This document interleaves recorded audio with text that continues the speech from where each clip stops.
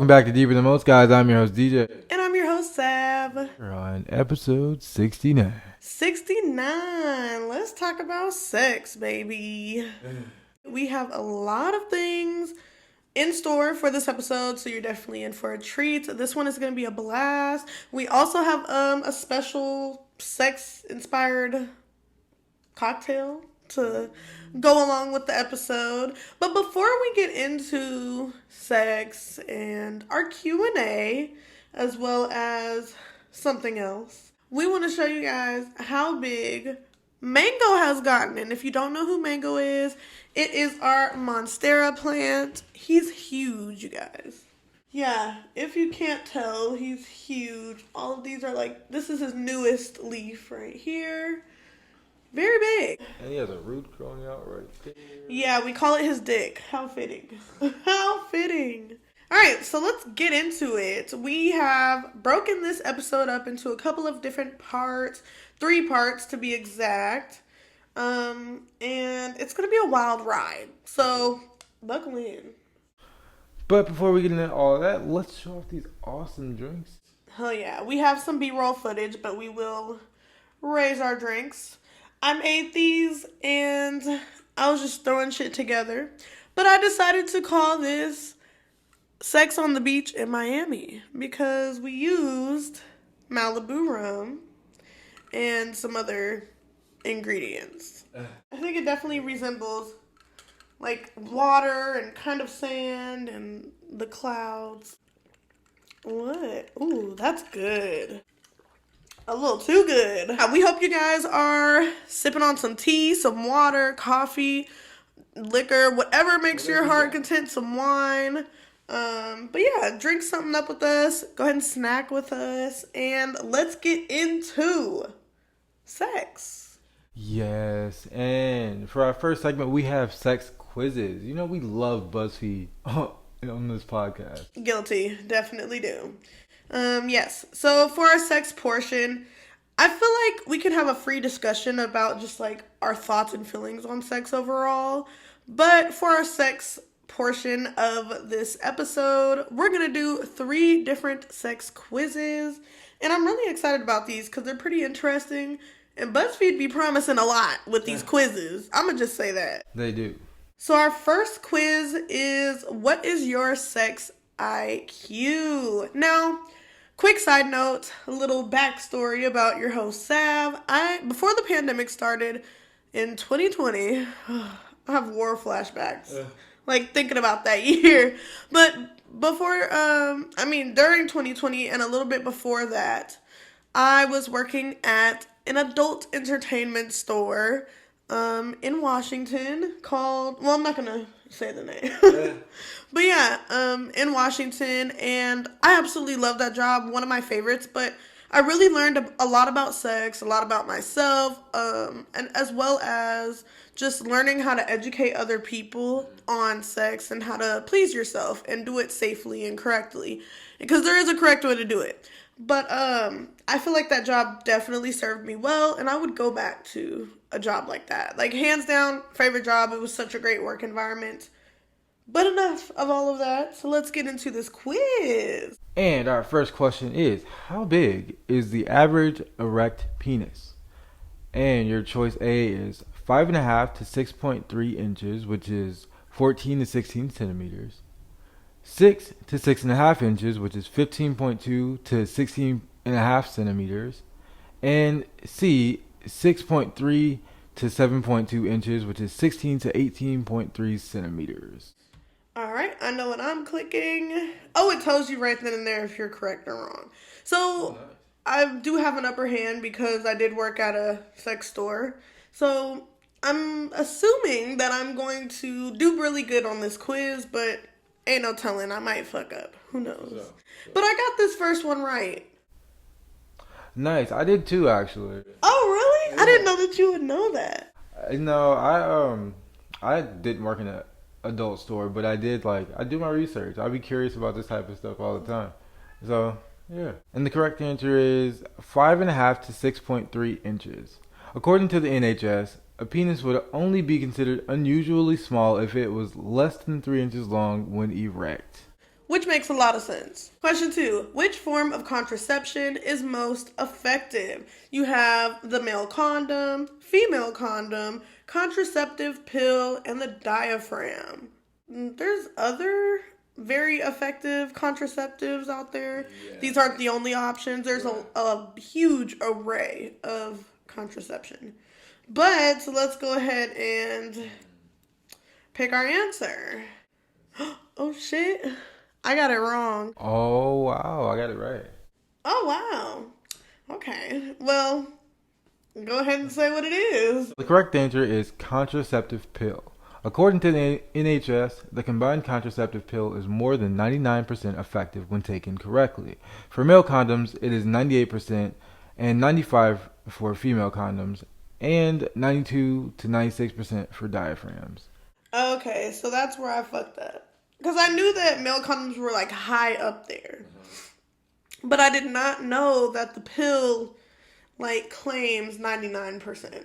Question 3. What is the average time it takes for a man to ejaculate during sex? 30 seconds. I'm playing. A, 2 minutes. B, 5.5 minutes. Or C, 15 minutes. The correct answer is 5.5 minutes. Question 4. Does wearing a condom affect how long you last?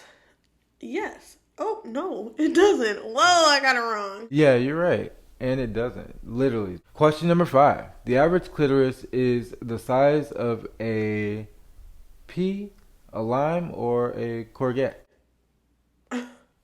That's interesting. I'm going to say courgette. Oh. And what do you say? I'm going to go with pea. I got this one right. Did you? So I clicked the wrong answer, but I know what the right answer is. So I clicked P, but the right answer is actually courgette. Yes. It says the external part may be small, but it extends around 5 inches into the body and has nerve endings similar to a penis. And a lot of people equate it to basically a penis that's inside out. Right. Pretty much. Question 6. Can you get pregnant from having sex on your period? Yes, you can.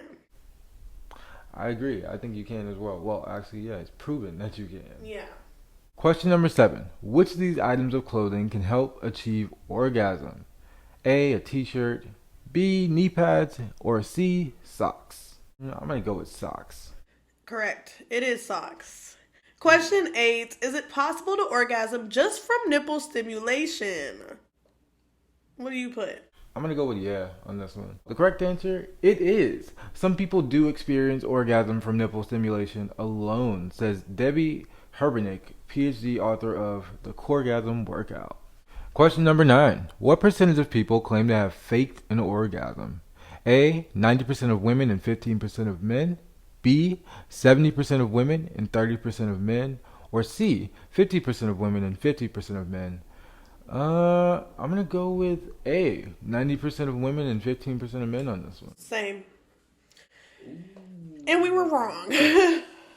Actually, 70 to 30. All right, question 10. How many calories does sex burn per minute? Okay, so here are the choices. A is 3 to 5, B 10 to 15, or C 20 to 30.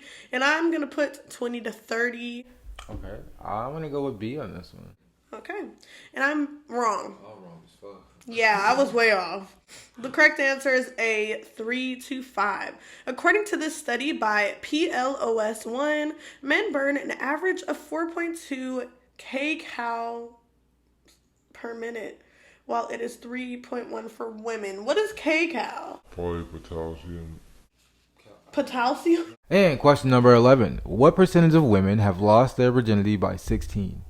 A, BuzzFeed is wild with these questions. Yeah. What kind of question is this? That's crazy. A, 25%, B, 40%, or C, 60%. I'm going to go with B. No. I'm going to go with A. Oh, fuck. I'm going to go with B here. The middle ground always seems like the closest answer in these type of situations. Yeah, I should have stuck with my gut. Because it's 40%.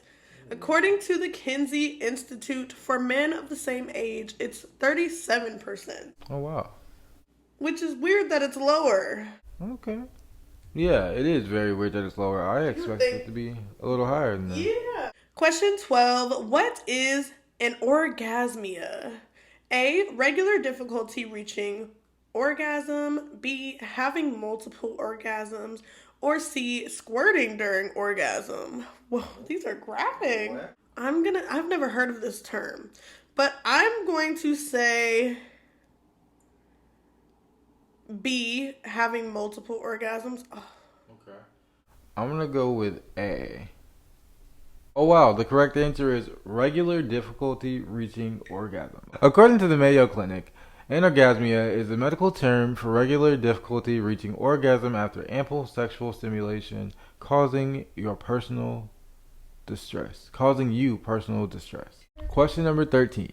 What percentage of men say they made their partner orgasm last time they had sex? A is 94%, B 85%, or C 51%. Men be lying, so I know it's up there. Because a lot of guys assume that they make a woman orgasm, but like that's not really the case. Right. Because a lot of times their time isn't taken to get to that point. Right. And with female orgasm, that's the big deal is time. Like it takes time to get there. So I'm going to say a lot of guys be lying on this. Yeah, I'm in the same boat with that one. Guys do be hyping it up, so I'm gonna go with B, 85%, because it's up there, but it's not like every guy is saying this. Okay. I highballed it and went with A, but you're actually correct. Hell yeah. It's 85%. Though, according to the Kinsey Institute, only 64% of women report actually having an orgasm the last time they had sex. Number 14, how many calories are there in a typical male ejaculate?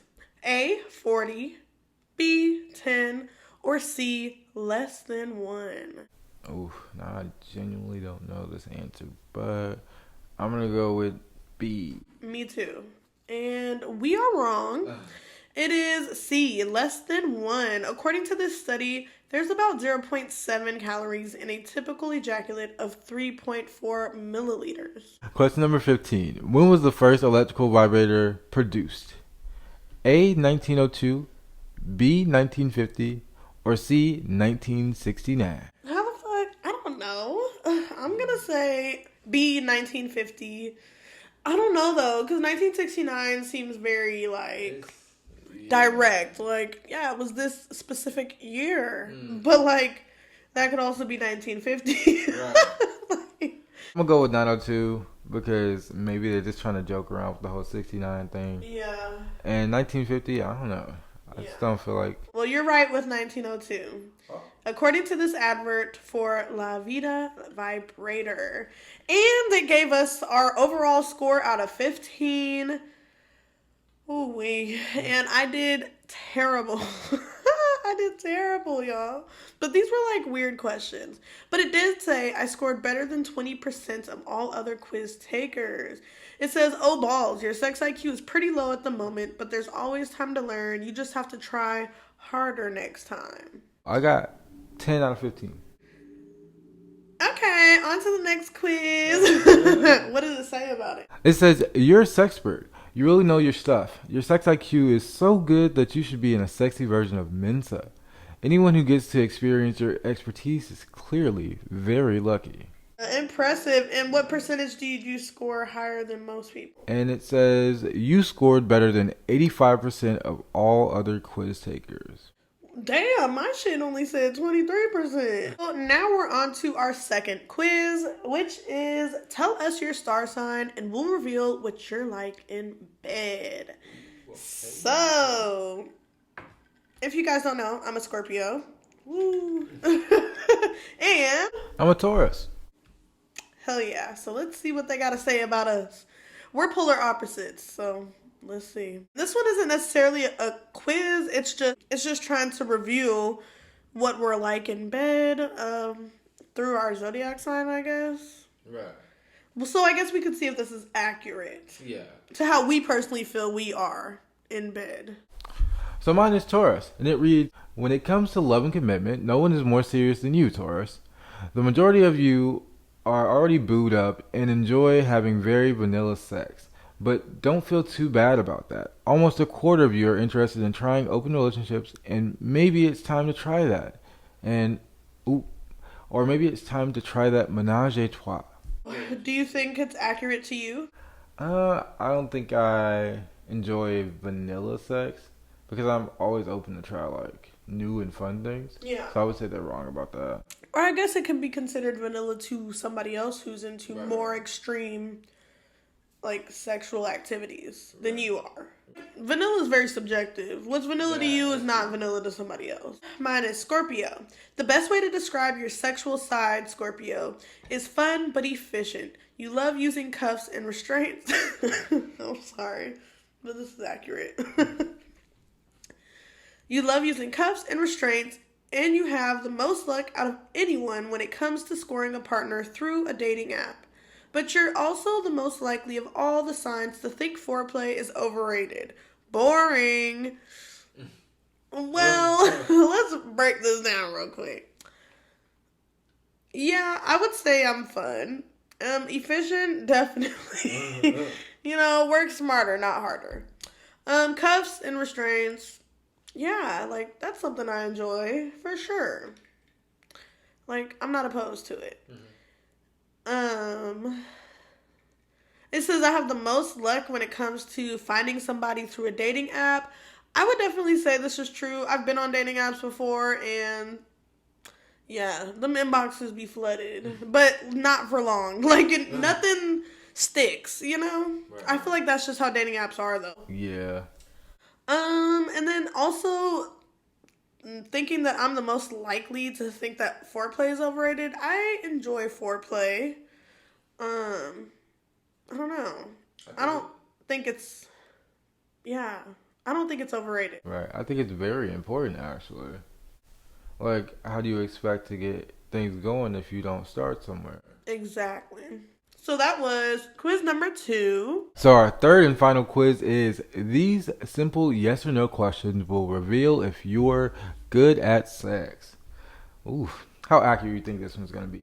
I don't think it's going to be accurate at all, but we'll see. Yeah, I don't think so either, but it's always fun, right? We'll give it a chance. How about that? Yeah.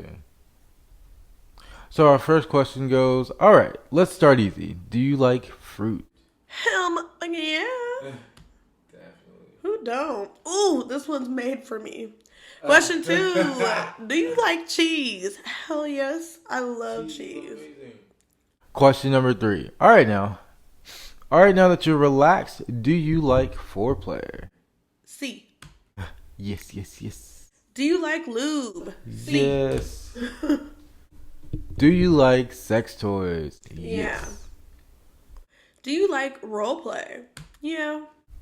I'm into it. Do you like threesomes? I'm gonna say no, only because I feel like somebody's always left out in a threesome. Yeah. I would find more pleasure and excitement in a foursome. Never done it, but it's on the list. Same, definitely same. Like, I feel like, like you said, someone's always left out. Yeah. So I get what you mean. But a foursome, no, everyone's included. Exactly.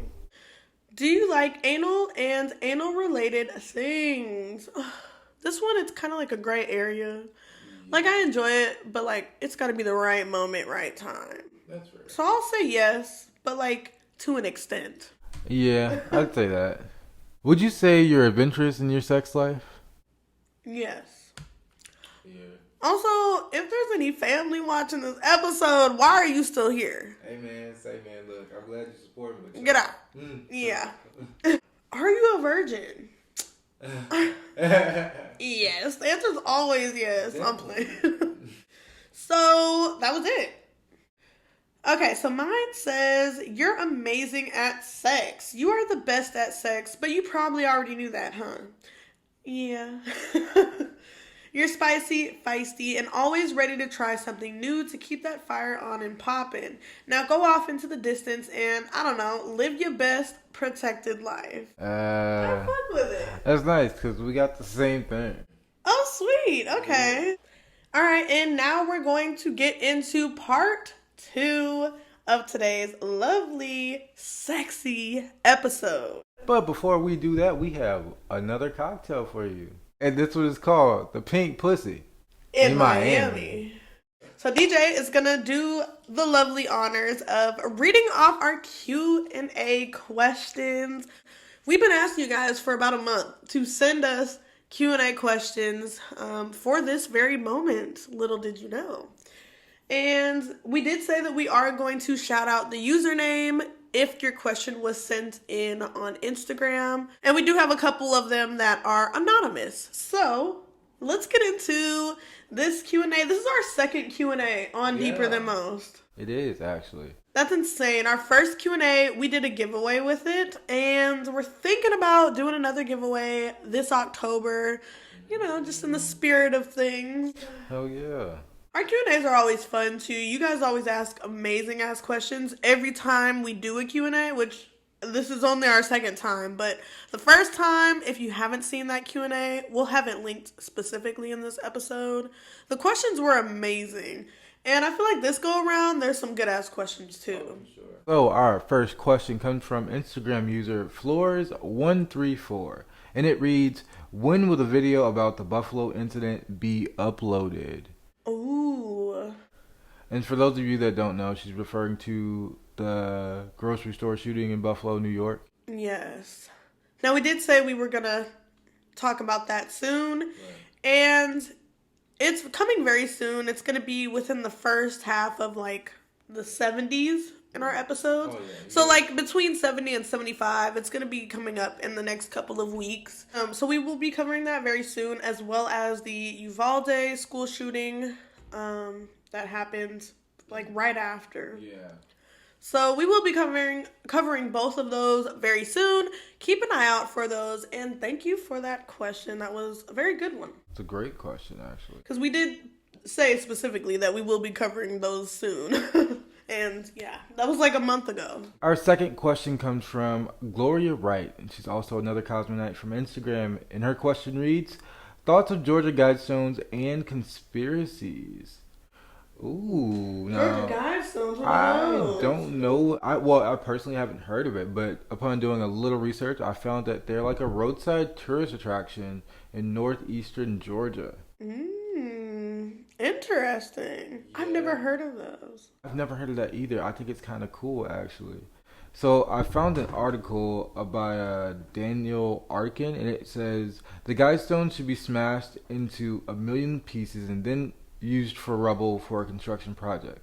And this came from the theorist writer John Connor. So is there a conspiracy behind it? Apparently. He says he was referring to the Georgia Guidestones, a 19-foot tall, 4-slab granite monument bearing a cryptic 10-part message in 12 languages. We are definitely going to have to cover that in an episode soon, just so we can like do further research on it. And yeah, and tell you guys our take on it, because Gloria, that's a great question. Yeah, that's an awesome question. I didn't even know these things existed. I really like that question, and you just inspired us to do an episode on it. Yeah, so we got to do it now, because I'm intrigued. I've never heard of this. Yeah. Thank you for that question, Gloria. Thank you so much. Our next question is from IamNishaB_, another Instagram Cosmonite of ours, and her question reads, do y'all believe that each year it's like time traveling, giving us a redo? Wait, what? Hold on, that just fucked my mind. Can you ask me that again? I'll ask it again. It reads, do y'all believe that each year it's like time traveling, giving us a redo? Holy shit, but like we just don't remember it maybe. Yeah. Damn, I've never thought about it like that. I've never thought about that either, so dang, that's actually interesting. My take on it is we experience this, like every year. It's just like a timeline, right? It's like a movie. The time traveling is incorporated into each year that passes. But what if with each year, like, we don't realize that we're time traveling? It's just us living. Right. In a sequential order. Right. And judging by the different theories of what time is and how it works, if that's the case, if it's us just living, then time is definitely slowed down for us because we're too busy trying to figure out what's going on. So, If it's time travel, this would be a quick sequence of events. But because we're human and we can't process time moving at such a speed, we interpret it as how slow we're actually like consuming it and taking it in, which is us living. Wow, that was really, really deep. But damn, Nisha, that was a good ass question. I like that. I like that a lot, yeah. actually. We'll definitely have to get deeper into that too. Yeah. Oh, we're doing a time travel episode. You already know. Yeah, it's in the works. It's in the lab, guys. It's in the lab. Cooking up. But we have a question for you guys. Have you heard about our sponsor, Anchor? If not, we're here to tell you about it now. Have you heard about Anchor? It's the easiest way to make a podcast. It's free and easy to use. It has creation tools that allow for recording and editing straight from your phone or computer. This means you can view your listener count, upload vidcasts, and personalize your show, making it the best user experience around. Anchor will distribute your podcast for you to Spotify, Apple Podcasts, and so many more, making it so you don't have to do it individually. You can even monetize the podcast without minimum listenership. Anchor has all the tools to make a podcast in one place, like adding files, sound effects, and audience messages. So download Anchor today at anchor.fm, and that's anchor.fm, ANCHOR.fm. So what are you doing? Start your own podcast now.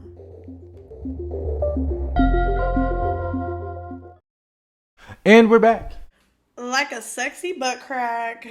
And now we're going to get into the rest of our Q&A questions. Granted, we did not get a lot of questions. I think we got more questions in our first Q&A. I think so. But the questions that you guys are asking are just as good. So, yeah, I love doing Q&As. I love, like, conversing with you guys and having that literal connection to where you have a thought, you have an idea, something to say, and we respond. Exactly. Like we always say, join the discussion. If there's no discussion, if there isn't you guys, I mean, there's us, but we also want you guys to be involved too. So always, and like we say, we want you guys to expand your mind with us, and that means asking those thought-provoking questions, and hearing our thoughts and opinions on them, as well as giving yours. Exactly. We love reading your guys' YouTube comments, too, so keep them coming. For sure. By the way, Deep in the Mouth's been going up. This is the year of elevation. We keep saying it. That's just what it is. And we have officially reached 2K plays on our YouTube, so cheers to us. And we have also reached 2.4 plays on all of our audio episodes. Yes. And I just want to say I'm so proud of us. Hell yeah, I'm proud too. I'm very proud. It's been a great run. It's been a great show. And we've been consistently pumping it out every week. So. We try, y'all. We try. But without further ado, let's get into the rest of your questions. Our next question comes from the @user Gloria Wright. Once again, I love that you guys said multiple questions too. Because it really just tells me that your mind is constantly working, constantly flowing, and that's what I like. Gloria asked, have you ever had any hauntings, or do you believe in ghosts and spirits? Ooh, a two-parter. In terms of any hauntings, I personally haven't had any, but believing in ghosts and spirits, yes, definitely. Hell yeah. Definitely.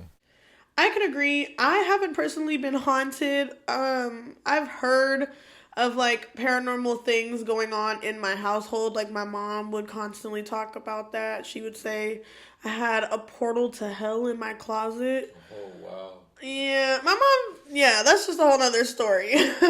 Save that for another day. But she would say shit like that. And then there was this one time I was living with my grandma in Kentucky, and like, I was upstairs. I don't know what I was doing, but I was upstairs, and I guess she was downstairs watching TV, and she told me about how this one day she was just sitting down there chilling, watching something on TV, and she had one of those melting clocks. I'm going to put a picture of it if you're watching this on YouTube. It's one of those, like, clocks that you can get at Spencer's or wherever. Kind of like a novelty clock. Yes, exactly. And it looks like it's melting off of the side of a table or a bookshelf. It's literally like shaped at a 90-degree angle so it can sit on the edge. And it looks like it's melting. And so it sits perfectly on the edge, and she had it on this bookshelf. Well, apparently she was watching TV, and the clock flew off of the bookshelf. There was no wind. There was no windows open. It's never fallen before. Like, it's pretty secure sitting there. And it didn't just, like, straight up fall off. Like, it flew off. Yeah. Wow. Yeah, that's crazy. I remember sitting down with you guys and she was telling that story, and I was like, "What?" And Grandma she don't think anything of it. Right. She's so nonchalant. Calm way. Yeah, insane. But I definitely believe in ghosts and spirits as well as demons. And I guess in that same right, I believe in angels as well. Right. So, yes. Our next question is, when are you guys coming to Vegas? Vegas, baby. Yeah. I don't know. I want to go soon. I want to go this year, but the way finances be looking, ooh. Yeah, I want to go this year too, but like you said, finances are really kicking right now. We're broke college students, y'all. So if you want to support our show, we have a link in our Instagram bio. Actually, even in the description of this episode and every single one, we have a link that has an option for you to donate to the show if you want to support us and help us just keep this shit up and running. Maybe help us get better recording equipment, better lighting, because I feel like our lighting situation is lacking sometimes. Yeah. But yeah, all of that good stuff. And I don't know exactly when we plan on going to Vegas, but hopefully soon. Hopefully in the fall. But I do know where we are going. Base Canyon. Oh, so excited. I'm excited to go. Hell yeah. And we will be doing an episode on our experience when we get back. We will be including pictures and videos and footage and all that fun stuff. So be on the lookout for that. And our last and final question is from the @username Floors134. And their question is, what rapper would you bring back if you had the chance? That's a good ass question. Dang, that's hard. I'm gonna say Tupac. Honestly, I would love to see a likes of Eazy-E around this time. Ooh, yeah, that would be good. That would be great. That's a good one, though. What about you guys? What rapper would you bring back? Yeah. Because that's a good-ass question. Thank you for that question. So that was our Q&A. And now we are going to roll into... Is it, bad to say that this is my favorite part? Ooh, not at all. We are going to roll into our Nope review. Yeah. Yes, we're talking about Jordan Peele's new movie, Nope. Fresh out of the theater. We literally just saw this movie a couple of hours ago. Mm-hmm. And on release day. And I must say I have a lot of thoughts. A lot of thoughts. Okay, well, let's get into it and see what we come up with. Let's get into this. So, first off, what I want to talk about is and this is a spoiler review. So if you haven't seen, it's been a week since the movie's been out when this will be uploaded. So if you haven't seen it, that's on you. You had a whole week. Exactly. Skip past this part. Don't click off. You got 5 seconds. 4, 3, 2, 1. All right. So I want to start off with the plot. Okay. And when I say the plot, I just mean the story that we're getting from this movie. It's about this UFO and the allure and the spectacle of aliens. And I just want to say I love aliens. So I love this topic. I love this concept. Yeah. But there's another concept that is wrapped up in the grand scheme of all of this, and that is taming animals and the unpredictability of working with animals and the exploitation of animals. Okay. And I don't know. I just want to say the huge plot twist with the UFO in the end it played it off as, if you've seen it, the UFO is the alien. And they kind of played it off as like, they were trying to create a spectacle of this UFO. Like, of course, yeah, if you see a UFO, you do want to try to capture it on footage for proof. Right. But what our characters were doing in this movie was more than just proof. Like, they were trying to profit off of this, and basically exploit an animal or exploit a being, a creature. Right. And a lot of people in their reviews were saying, because we were watching like hella non-spoiler reviews before this dropped, and a lot of people were saying that they couldn't draw the conclusion to the chimpanzee timeline, that whole story arc, and the main story arc. But I have drawn that conclusion, like, literally just now, that the alien could resemble the chimpanzee, just in different contexts. Right. The alien is a being, it's a creature, and what are OJ and Emerald trying to do? They're trying to profit off of it. They're trying to exploit it. They're trying to use it for their gain, right, for their entertainment. Same thing with Gordy, the chimpanzee. Right. He was being exploited. He was being used for fame. He was being used for money and entertainment. Exactly. Making a whole spectacle. They were trying to tame him, and things went left. Just like Jupe was trying to tame the UFO itself at his show. Right. So what do you think about all of that? In terms of everything tying in terms of like the alien being tamed, the monkey being tamed as well, it's also interesting because seeing the spoiler-free reviews, everybody's always saying, oh, it's a spectacle, it's a spectacle, it's a spectacle. Yeah. So seeing how they use that aspect in the plot itself is interesting to me. They basically just made literally everything a spectacle. Like, take Gordy, he was being spectacleized. Which is the chimpanzee. Right. The alien itself before they knew it was an alien, being a saucer or a UFO, was being exploited and tamed by Jupe because he was using it for a show. Right. Like, he would literally draw it in to the area. With a horse, mind you, and that was really never explained. Yeah. Like, what the horses actually do. I have a lot of questions with this movie. My overall consensus is I enjoyed this movie a lot. I really did. This was a great movie. Of course, I do have a couple, like, quirks here and there, things that I would have enjoyed better or I could have done without.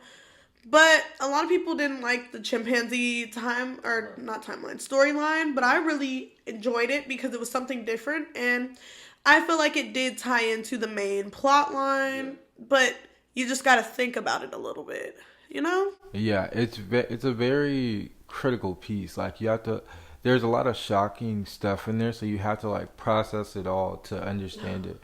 Yeah, that shit was graphic. I mean, not graphic, but, like, knowing the context of what is happening during this one intense scene, like, my mouth was on the floor. The whole movie, honestly, which is weird to say because that doesn't really happen with me. Mm-hmm.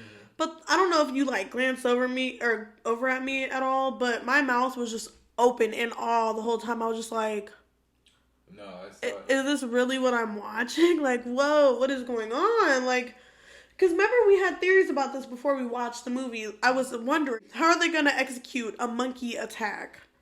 Yeah. And, like, are they going to show it? Or are they just going to, draw clues and then you kind of draw your own conclusion from that? Or are they going to be super gory and, like, upfront in your face about it? Or are we going to get what we got? And I am happy with what we got. I feel like they definitely delivered in that department, and I say that because watching that specific scene, it brings back reading about the actual case that happened. Yes. And for those of you that don't know, there actually was a case of a woman, her pet chimp literally ripped her face off.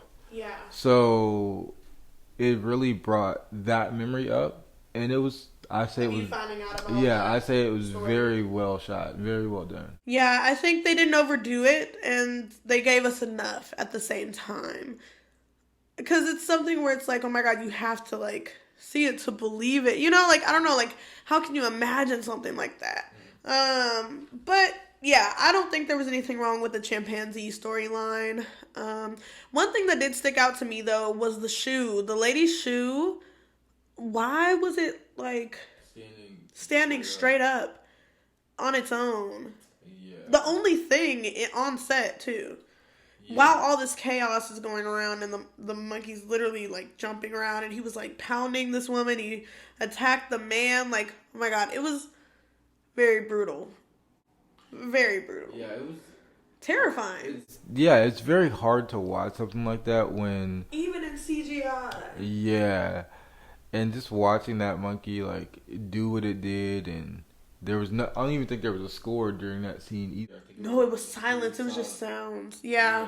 The way Jordan Peele incorporated sound and just the cinematic shots that were used in this movie, the score, everything, the acting, the one-liners, like the comedic relief, everything just blended together nicely, and it was just all sprinkled in appropriately. Exactly. It wasn't like all the humor is here at this one part. It was sprinkled in. It wasn't like, all right, we're only going to show the UFO at the end, or, you know, the creature at the end, because that's what a lot of creature features do. But no, Jordan Peele had it all throughout the movie, which I really enjoyed. And I feel like that's good, because if we say we do end up getting more and more movies like this, they won't be afraid to like show what it is. Cause like I'm thinking about the whole spectacle of people knowing or not knowing that they're aliens, right?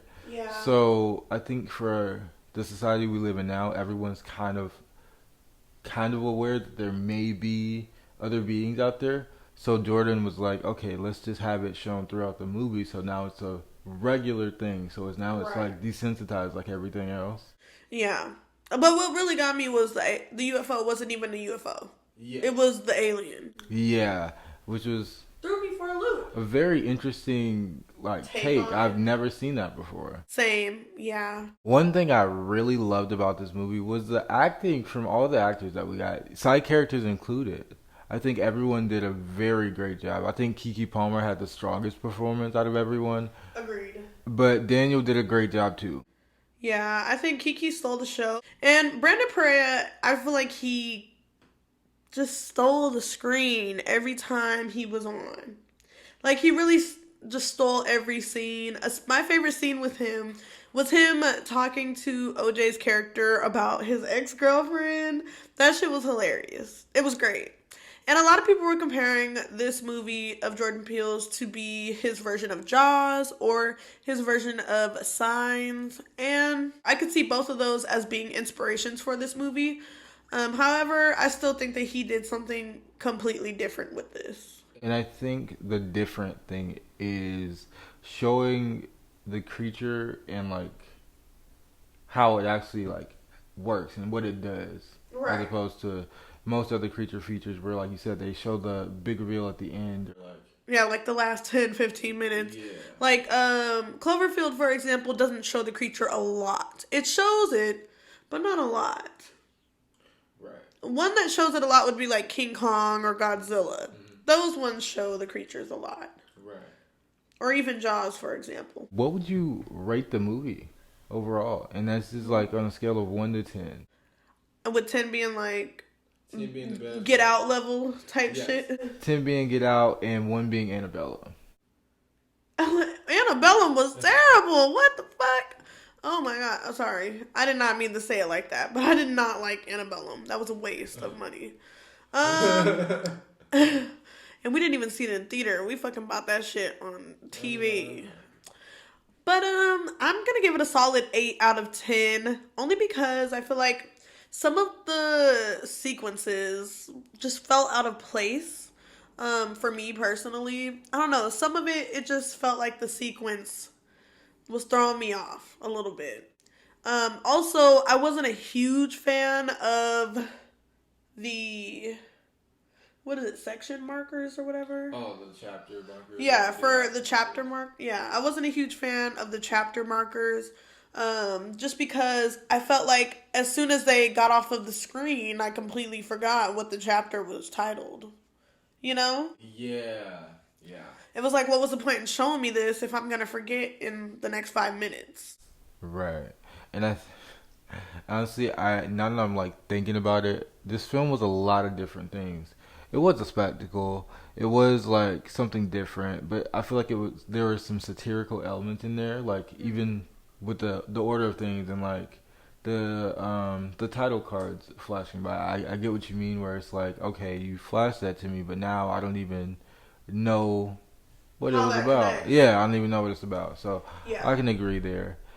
Me personally, though, I would still give the film a 9, and this is based on visual performance, based on the actor performance, based on the story itself is also very intriguing to me.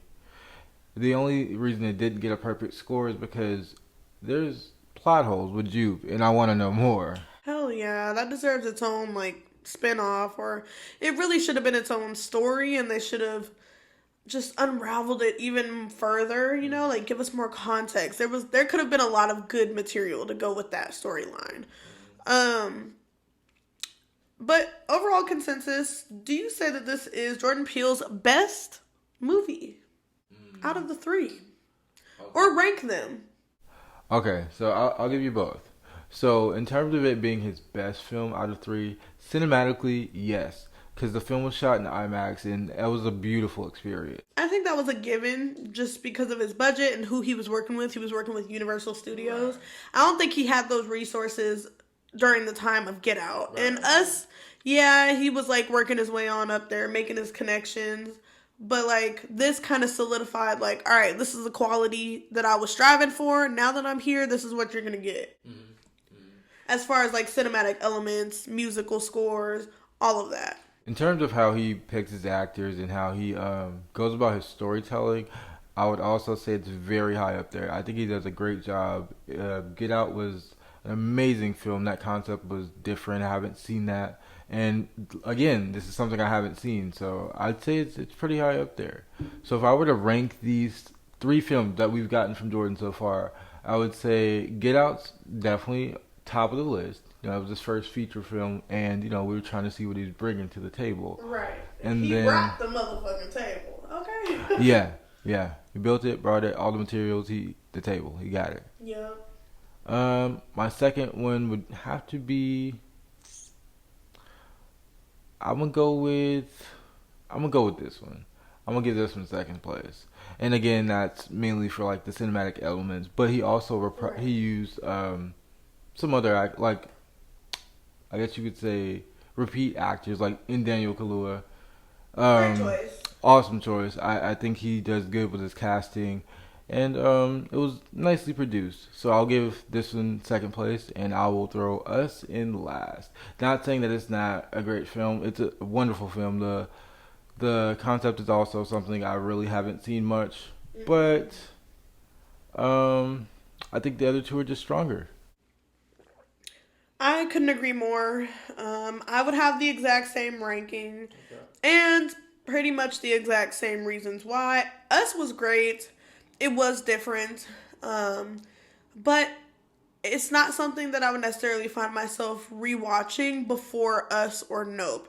I mean, before Get Out or Nope. And Get Out, like you said, that shit was just a masterpiece. Like, so thought-provoking. It caused so much conversation, so much social commentary, and so many hidden details. And we were able to connect the dots and really dissect the mind of Jordan Peele with that film. And I feel like that was just an amazing starter film that can't be topped. Like, how often do you get a new director that comes out with his first film being that iconic? And it's so interesting because I didn't expect this from him at all. Like, Yeah. I remember watching his sketch comedy show, Key and Peele, and I always thought he was like the funnier of the two, but that's neither here nor there. I agree.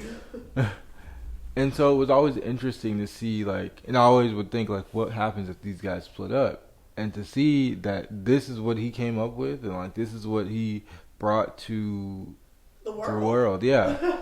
Impressed. Great job. Yes. Shout out to Jordan Peele, Sure. because he's doing big things. Sure. And honestly, after watching this movie, it just makes me excited to watch his next movie. Like, I don't care what it is. I'm ready. if he's going out the box in this way, I just want to see what else is in his mind. I love picking people's mind. So let us know if you watched Jordan Peele's new movie, Nope. And yeah, like, what do you think about the movie? I don't really know how to feel about it. Like, it was so different and so out there that I don't hate this movie. I don't know. Like, I don't hate this movie. I really do like it, but I don't know if I loved it. Okay. Just because of the sequence of things. And that really just like played a big factor in it for me because it was sometimes hard to follow. But I think with the second viewing, I'd be good. I think it makes people so indifferent right now because it's such a different concept and things have been done so differently with this movie that it's unknown to critics and like the regular viewer. So of course people are sitting on the fence because it's like, okay, there weren't these certain tropes that I'm used to seeing in these certain types of movies. But me personally, I would definitely have to give it a rewatch to like digest it a little more. Yeah. So yeah. Definitely. And before we get into the last, I don't know if we ever said that, the Nope review was the third segment. I don't think we did. But yeah, so to continue into our third and final segment, we have one last thing to tell you guys. This is something that we have been holding on to for over a year, and something that we mentioned that we would bring onto our podcast at some point in time, but we just didn't have the right moment, or we just got sidetracked with other content to push out. And that is our personal UFO experience or encounter, I guess you could say, or sighting that we had. What was it, like 2021? Or 2020? To be exact, it was August 14th of 2020. Damn. So that was a while ago. That was 2 years ago, y'all. So, I don't know why. Yeah, we just never told this story. This is at the time where we were like living in Georgia, and it was like dead of night. I think it was around probably like 11:30 midnight. Yeah. And we were sitting outside on the porch, just gathering ideas for this cool show that we were thinking about starting. And that was this Deeper Than Most. And next thing I know, a flash of light just kind of like zooms across the sky. Yes, it was a pretty clear night. We were just sitting on the balcony outside, chilling. And then, just watching the stars. Because in Georgia, we were living in a very rural, like, county. So there was no city lights to pollute the sky. And in Georgia, you could really see the stars. And so we were just, like, watching. It was a clear night sky. There weren't any clouds.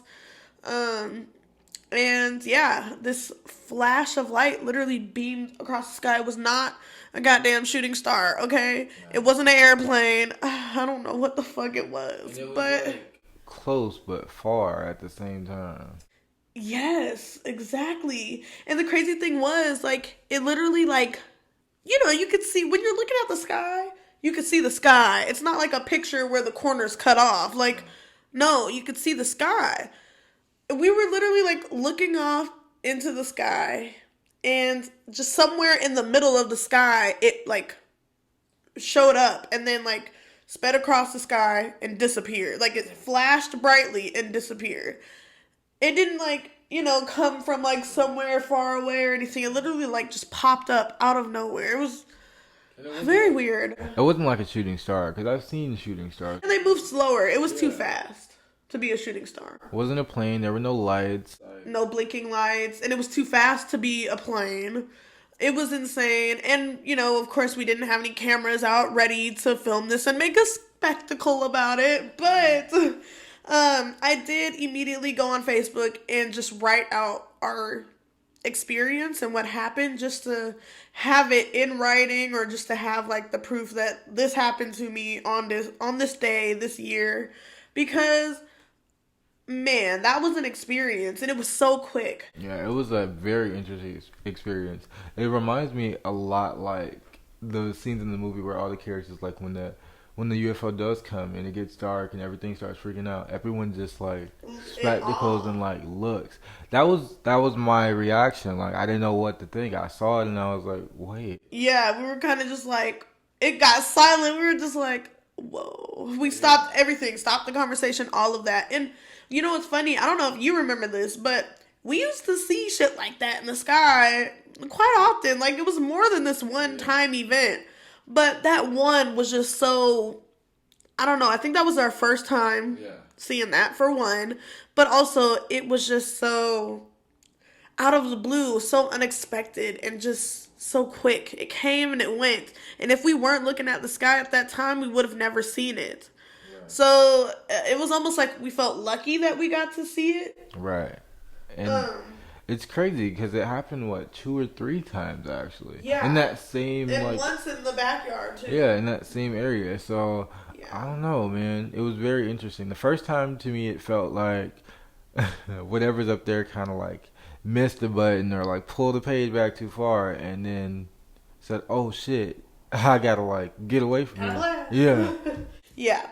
So, yeah, and I don't know, I'm very fortunate that we were able to experience these things together because we kind of can bounce off of each other like, that happened, right? Yeah, that happened. Like, okay, I'm not crazy, it's not just me. Now I'm going to go ahead and read off the post that I had made, basically explaining everything we just said.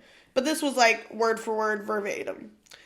I swear to God, I saw a UFO last night. How do you explain a flash of white light with an orb zip across the sky, then zap into thin air and disappear? Side note, it wasn't an airplane, no blinking red lights, and it was too fast. It wasn't a shooting star. It was fast, but not fast enough. And it wasn't a firework. It flew horizontally and didn't have any sound.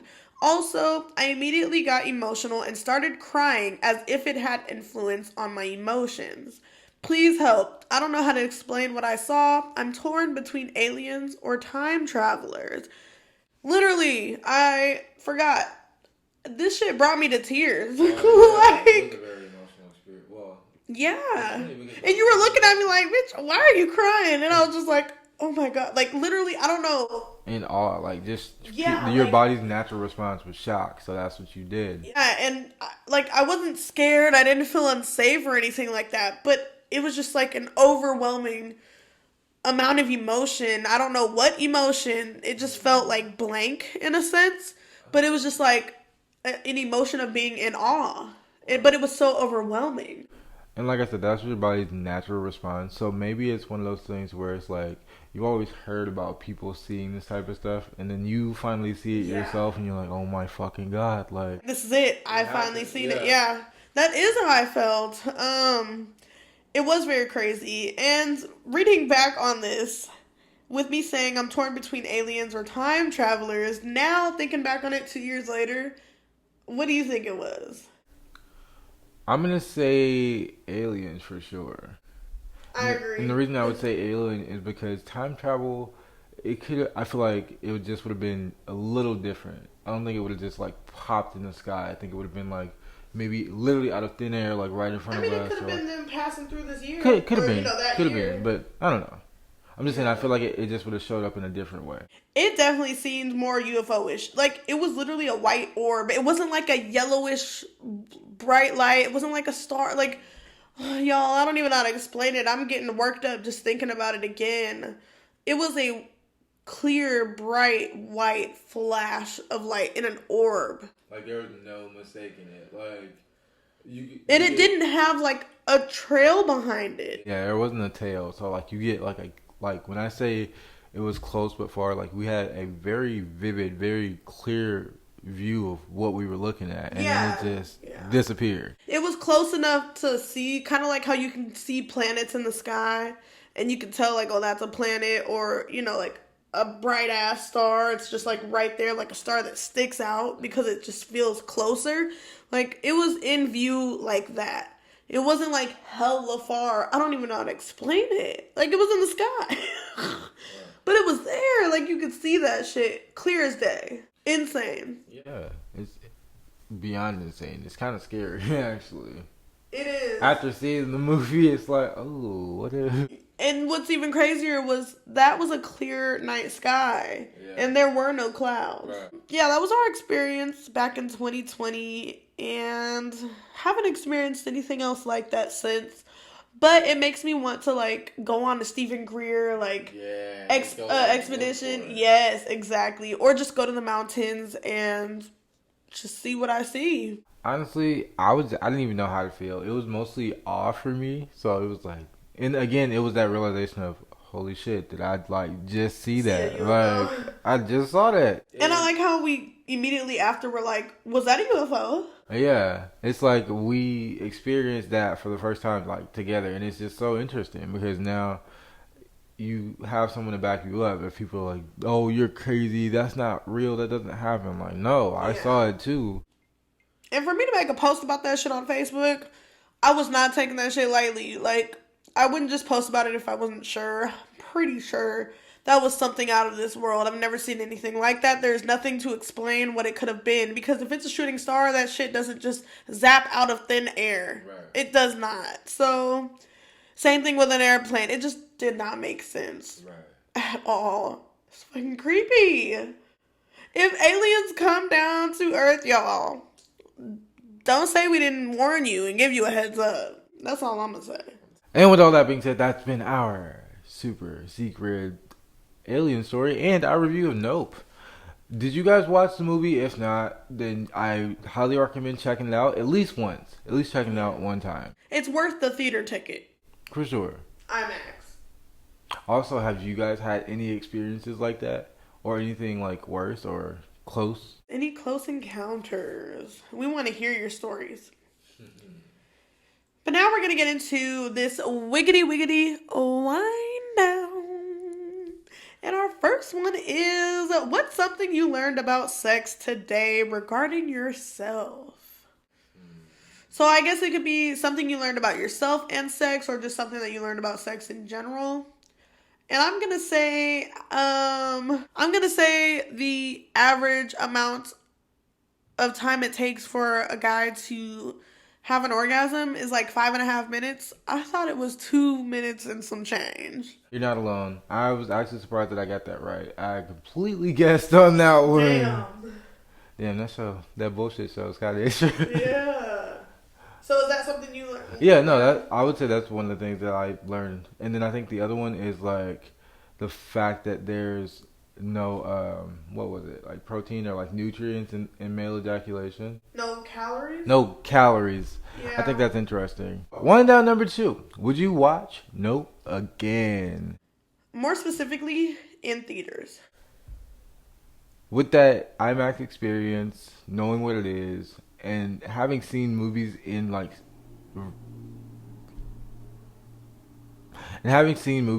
regular like theaters, I would definitely go watch it again. I would too. Plus, I have to like digest. Like I said, I have to digest it. Like we've watched it, and I still kind of like. Want to know more? You gotta get it. I want to know. again. Yeah, I want to know more. But at the same time, I feel like I've missed a couple of things, so I want to see if I can pick them up. Same, definitely. Definitely worth watching again too. It was a long movie, but it didn't feel that long. Right. Like it didn't feel as long as Everything Everywhere All at Once. Yeah, no. It was very well paced for a Yeah. movie with like acts and like title cards. Our last wind down is, what question from the Q&A expanded your mind the most? I'm gonna have to go with the Georgia Guidestones. I literally been living in Georgia for a significant portion of my life, and I'd never heard of that. I would say, for me, is every year like a replay or time travel, like a redo, It's a very interesting. and we just don't realize it. Right. That would be insane. So that was it. Those were our kind words. That was our wind down. And now we're going to get into my favorite part of Deeper Than Most, and that is our kind words. We always got some good shit to say, even on a bad day. I would say this week, keep your mind open, whether that's through meditation, whether that's through journaling, whether that's through like learning, expand yourself and be open to new ideas and new understandings, because you can go so far with that. I would say my kind words are, saying nope is okay. Saying nope to a situation, saying nope to an uncomfortable conversation or something that you just aren't ready to grasp or confront in the moment or right away, it's okay to say no to. It's okay to take a step back and assess yourself, address your feelings and how you want to react and act towards a situation. And also, take into account the consequences that would come as a result of that. So it's okay to take a step back and say no. Now we're going to tell you how you can support and stay a part of the team. The Cosmonite. Exactly. I'm playing. No, we need to do like a little thing. The Cosmonite. What are we going to do? Like this. Put your arm up. Cosmonite. Put a C like this. No, man, it's terrible. But let's see how it looks. No. Do it. Let's see if it. The Cosmonite. We're stupid. But if you're new here, welcome to the show. And make sure you like, comment, subscribe on YouTube if you're watching. But if you're listening on Anchor, make sure you leave a nice voice message review. Leave a rating. Anything works. If you're listening on Apple Podcasts or Spotify, leave a rating and review as well. It helps so much. We would really appreciate it. We're just trying to grow. Exactly. Because guess what? This is the year of elevation. Exactly. And with that, you can also follow us on Instagram at DeeperThanMostPC, right on up here, as well as join our Facebook group because it's lit and it's live over there. Yo. We be asking thought-provoking questions, and it's a long-ass title. So there's the screenshot. And you can also tune in to us on TikTok because we do post just funny little shorts on there and little inside condensed clips of our episodes. And lastly, this has been episode 69. And that means you have 68 other episodes to check out, including our short stuff bonuses. So what the hell are you doing? Go check them out. Right now. I've been your host, DJ. And I have been your host, Sav. Catch us next week on Deeper Than Most.